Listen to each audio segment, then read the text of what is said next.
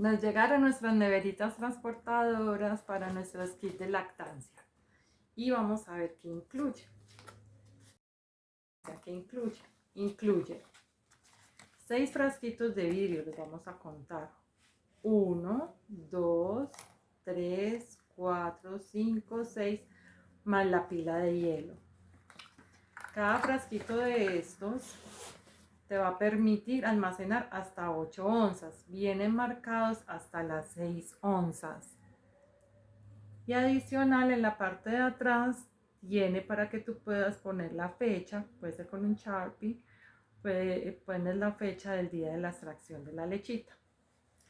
Y ya cuando tengas tu lechita, si estás en el trabajo o por fuera, la ingresas en tu neverita fría con tu pila de hielo. Recuerda que esta pila de hielo la has metido en el congelador la noche antes para que esto esté súper congelado y así podamos mantener ese frío que necesitamos en nuestra lechita.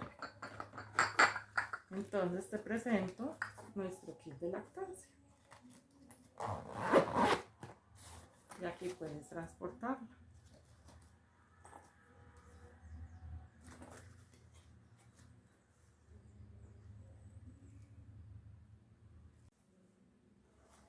Nos llegaron de nuevo nuestras loncheritas transportadoras, esta vez en azul oscuro. Te muestro por dentro para que veas. Con su cremallera para que sea el cierre perfecto. Toda forradita en este material que es el que va a permitir mantener la temperatura de tu lechita. Y un bolsillito adicional para que puedas poner la fotico de tu bebé o un trapito o algo que te huela a él, para en el momento de la extracción puedas oler y puedas generar mucho más oxitocina. Entonces te la voy a mostrar. En esta nos van a caber los 6 frasquitos de vidrio de almacenar más la pila de hielo y es muy fácil de transportar, es muy chévere. Mira que tiene un buen fondo. Y te muestro un poco más de la confección.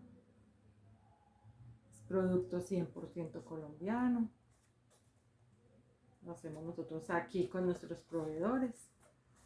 Y es muy fácil de transportar tu lechita aquí en esto cuando salgas a tu trabajo o a estudiar o simplemente te debas ausentar unas horas de casa.